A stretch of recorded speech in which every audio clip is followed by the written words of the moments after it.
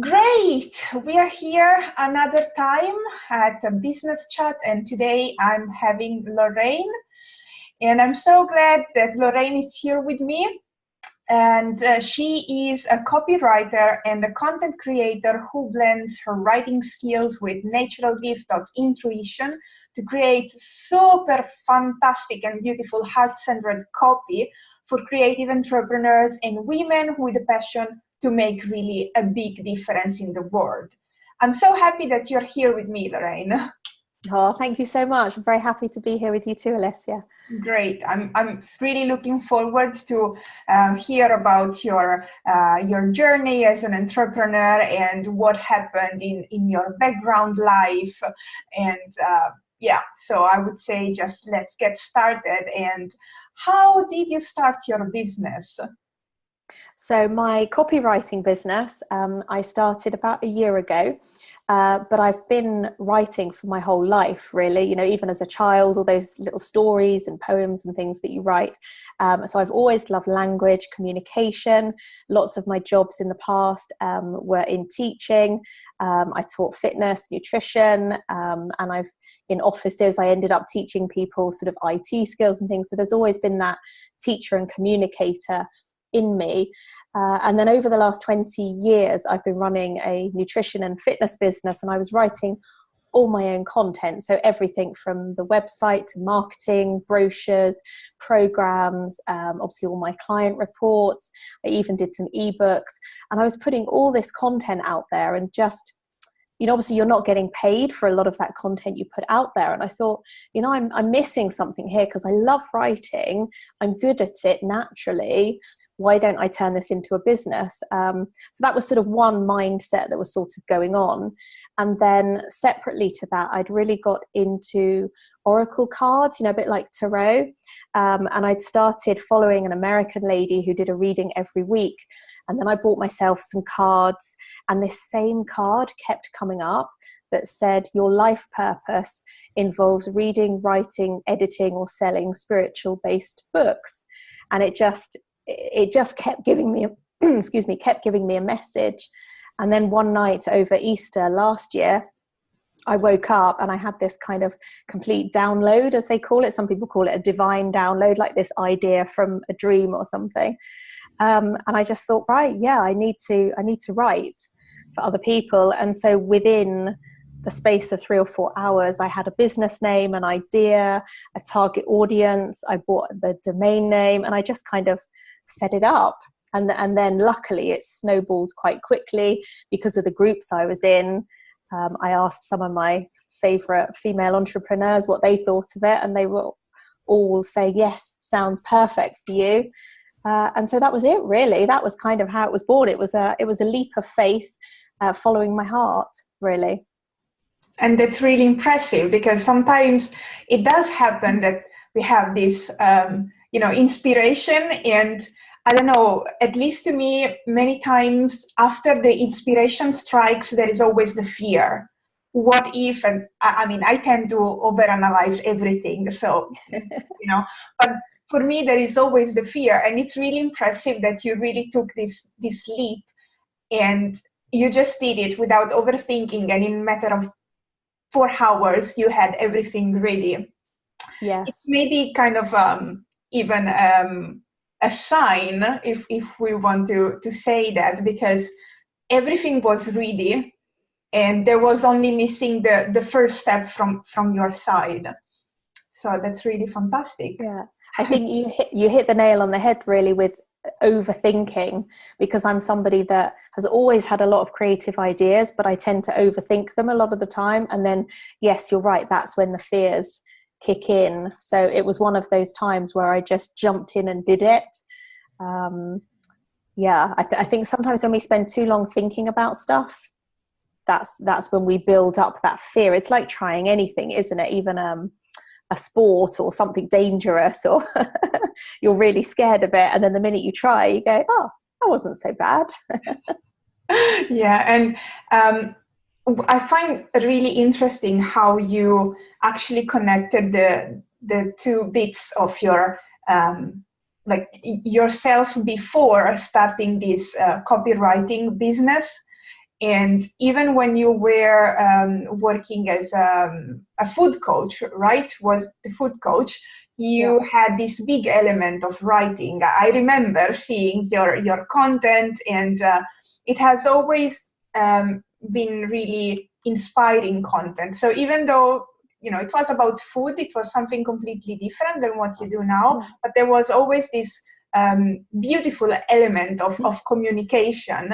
So I don't know, I'm really amazed at how you turn things around and how you connected the dots, basically. Yeah. And I think it's really funny, actually, because when I first made that switch, I didn't necessarily think I was going to leave the food coaching completely, but that happened quite organically, very naturally. I realized that the kinds of people that I was trying to attract on a one-to-one basis weren't lighting me up in the same way as working with some of the female entrepreneurs that I've since worked with. So yeah, it was, I think wherever we are, we're kind of a connection of everything we've ever done before. And what's really interesting for me is actually the food thing is coming back up again, and it almost feels like it's going to play a part in my life again, but in a different way. And I think the common thread through the two, you were saying about how that you'd seen some of my content before, because obviously we've known each other a while. What I've always loved to do is inspire people. And so by writing and presenting food in an interesting, inspiring way is exactly kind of the same as what I'm doing in copywriting. I'm taking someone else's business and ideas and products and their words and their energy and just repackaging it in a slightly different way. So yeah, definitely for me, it's all about inspiring other people. And therefore in my copywriting, it's helping those entrepreneurs to inspire other people. Beautiful, really beautiful. Yeah, thank you. And I'm curious to know now, since you've had quite a long experience and in running a business, previously as a food coach and with the teaching, and then now as a copywriting. So, what is the biggest lesson you've learned so far? I think I definitely say follow your heart is a really good one as well. And sometimes we can be very stuck either with time or with our personal situation or with money. And sometimes it can actually be difficult to move forward. But if you always follow your heart, I think that's definitely an important way to go. And the other thing that I think I've carried through my whole business and my whole life really is integrity. And as a personal trainer before and working in nutrition, it would have been very easy in those times where I really needed the money to, sign up to sell a product, where you get commission and things like that, either a marketing scheme or whatever. It would have been very easy to join on to some of those things, even if I didn't really believe in them, just to get the money. And I suppose I always knew in my heart that that wasn't what I wanted to do. So I always, there was very little I ever endorsed, and the things that I did endorse were never paid. It was just my own experiences of a certain supplement or person that I really believed in. So yeah, definitely integrity. Always keep your integrity. Be very authentic. That's tuning into the real you, and follow your heart. Yeah, that's make total sense. I mean, I couldn't even imagine trying to sell something I don't believe in. I mean, apart from being not honest, but it's also a matter of, I feel like I would lie to my clients if I would not sell something I believe in. So this makes total sense, and I've seen this thing of authenticity and integrity rising more and more, but the truth is that sometimes there are still some approaches that, like, people trying to sell you something in a bit sneaky way, and it always feels uncomfortable.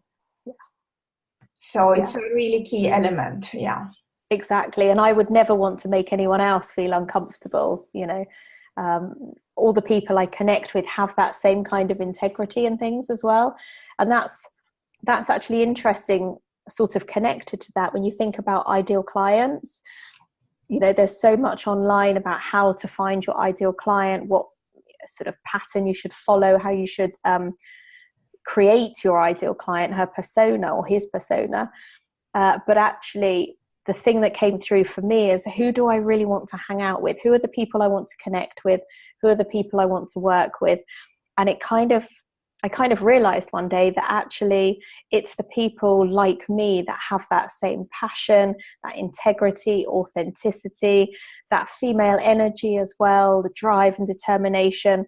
They're also compassionate, animal lovers, things like that. And so that's where the sort of integrity links in.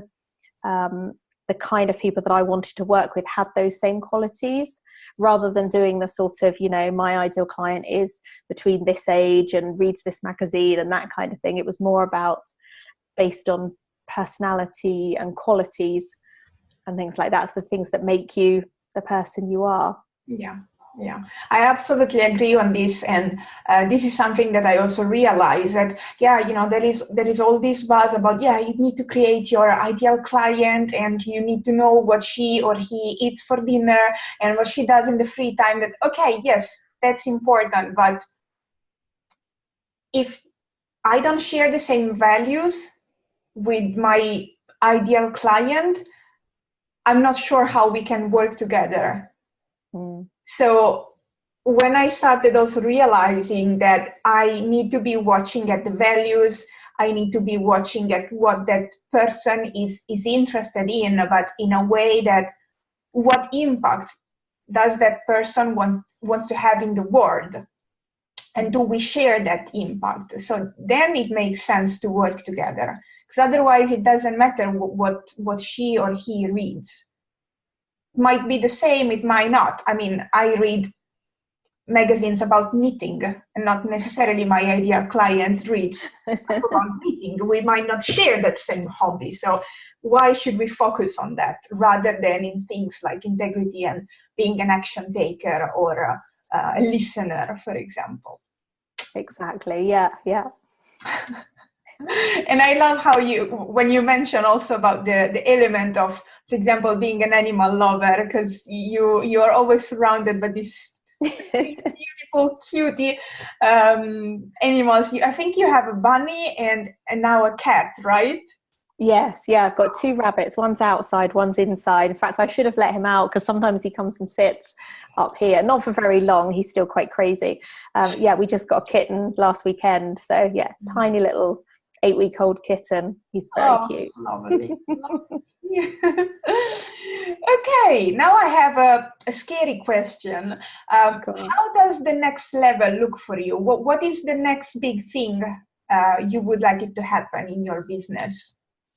Yeah, well, I think like a lot of us, increasing our income is obviously always a good one. Getting away from that, having just enough, to having maybe even double, so that you can actually either invest in business or take on more employees, maybe to upscale a little bit, more travel. It's funny because, like, when it comes to holidays and things, some people will always budget for their holidays first, and other people will wait till later on in the year and then say, I don't have enough money to go on holiday now. And it's funny when you stop to think about it, you think, you know, actually, if I did plan that travel in advance, it would bring so much more to me that would then enhance my writing. That's how I always used to think about it. So for me, yes, increasing income would be great. So it really comes down to, how am I going to do that? What do I really want to give to the world, and where can I best serve my purpose, I suppose. So I think it's about creating perhaps an online program. So I've got some ideas in the pipeline that I'm working on. So getting an online sort of a DIY program that will help people to, not teaching people how to write, but more about that tuning into your inner wisdom and your ideas and your values and everything else, and pulling that all together so that your brand really represents you.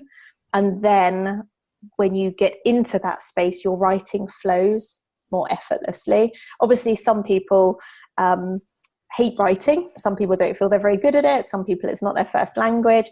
So for those cases, yeah, you're probably always going to need to outsource your work. That's fair enough. But for a lot of people who do write fairly well, and let's face it, you don't have to be perfect in the online world, and some of our imperfections are what make us special. So putting out an online course will definitely be one thing. I'm thinking of launching some kind of membership site as well. So again, I'm playing around with a few ideas. It's not going to be connected just to writing. It's going to be more that feminine energy, tuning into yourself kind of thing. But again, playing around with a few ideas. So bringing in that, passive income, really, which of course is never really passive because we put hours and hours and months of work into these things. So definitely creating something that will always bring me in an income when I'm not working one-to-one with people, and then offering more high-level packages in collaboration with web designers and brand experts and things like that. So I've got a couple of ladies that I'm sort of connected with at the moment who do the web design side of things. So really about putting packages out there that can take either new entrepreneurs or people that are going through a complete shift, so that they can completely get a makeover of their whole brand in a relatively short space of time. Because we all know that we think, oh, I'll do it next month, or I'll do it the month after, and it comes around, and then before you know it, you've had a whole year and you've still not upgraded your website or anything. So yeah, those are probably the places where I'm going to go, and then hopefully with the increase in income I can just do more good in the world as well. Great. I'm really intrigued by the online course. And yeah, it's true that for some people it's really hard to write. Here I am, because obviously English is not my first language, but I think it's also because of a block that I've had since I was in secondary school. In a high school, that my professor, she just told me and kept telling me that my writing wasn't really great. Oh. And I've always felt a bit blocked by this. I've never been really passionate about writing, but when you grow up with this belief, then it's really hard to get unstuck. Because even now, writing a short text or a status update or something, it feels really hard unless I'm in this flow moment. And it's something that I've been really fighting against. So it's fantastic that I think it's really great that you are setting up this course that helps also finding the values and finding those elements that actually makes your writing the real you. This is great. Well, I think you're amazing, and I think your writing's really good. Your English is way better than my Italian, which is probably limited to food items on a menu. But that's a good one. I mean, if you're a good start, I mean, you need to know about food stuff. I mean, yeah. But that's interesting, isn't it? Because maybe your high school teacher thought that by being hard on students would make them perform better, when actually if she'd praised all the stuff that was good about your writing, even if you weren't top of the class or anything, if she'd still praised you, you would have had more confidence. Yeah. So maybe do some tapping around your teacher. Yeah. What about my confidence in writing? That would, I think, let him or her go. Because I think you're brilliant. The fact that you're already bilingual. Do you speak any Finnish as well? No. I mean, I understand some Finnish, but no, not really. It's way too hard, and the truth is that now it's not a priority. No, of course. So it would take too much time to have a decent level that would allow me to work with Finnish people. So now it's definitely not a priority. No, no. But don't you speak Russian or something as well? Yeah, Russian and Yeah, yeah. Ukrainian. Yeah. That's amazing. Yeah. See? But then That's, speaking. but that's the thing I love about people, it's finding all those hidden things that maybe people don't share with you straight away. And I think that's how I help pull out that little sparkle in my clients' brand and their energy and everything, and get that onto paper, because I spend time with them like this, finding out what makes them tick, and what they love, what they're passionate about, maybe what they don't like, and how that all connects to their business. Because ultimately, whatever business you run, you're bringing in so much of you. And I remember when I first met you, actually, the fact that you had all these languages and things was the one thing that drew me to you, because I speak French as well. I did a bit of German up into college. And so, yeah, it was that kind of that common connection of we're both people that like languages and like communicating. So yeah, it's great to pull out as much of you as you can into your brand, definitely. Fantastic, beautiful, really, really beautiful. And yeah, I remember also when I shared sometimes, also recently on social medias, about this thing that I studied languages and that I speak Russian and Spanish and English and Italian, and people were like, wow, so many languages, how do you fit everything in your mind? And the truth is that I don't know how I fit everything, but for me it kind of just comes natural. And I don't know, I feel like I would limit myself if I wouldn't speak these languages, because I've always um, felt like when I couldn't communicate with other people because of languages, I felt always maybe a bit guilty or a bit of shame, because there was something I could have done to make sure that I could communicate with that person. Even just knowing a few words, it helps when you go abroad and you don't speak the other language. So for me, languages have always been really important, really vital in being myself. Exactly. I hate going abroad and not being able to communicate. It doesn't feel good, does it? You feel really ignorant. Yeah, that's true. Yeah, I think I managed to ask for 3 bottles of water in Spanish. that was about the level of my Spanish as well, but maybe one day.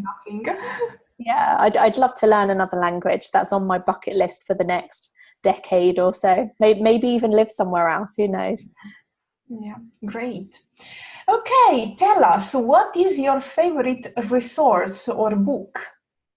Oh, lovely question. I think the one person that changed my life, my direction really in recent years, is Rebecca Campbell, who is an author and a speaker. And her first book is called Light is the New Black. And it's a beautiful book for light workers. So people like me who, well, they sort of say, you're bringing some light into the world, you're inspiring people, you're passionate, you're bringing that positive energy into the world.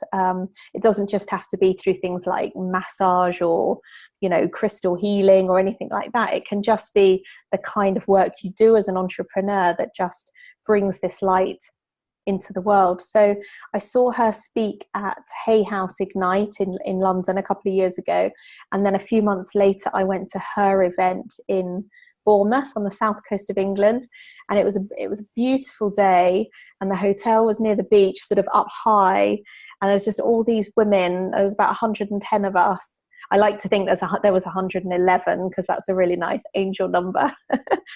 Somewhere around 111 women in this room, and we worked with each other and everything. And there were tears, there was laughter. It was such a connection.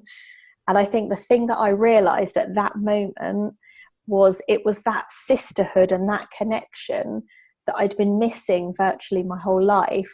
So as a child, yes, I'd had friends, I'd had small groups of friends and things, but I never really felt that loving connection and support from other women. It had always been that kind of jealousy competition thing.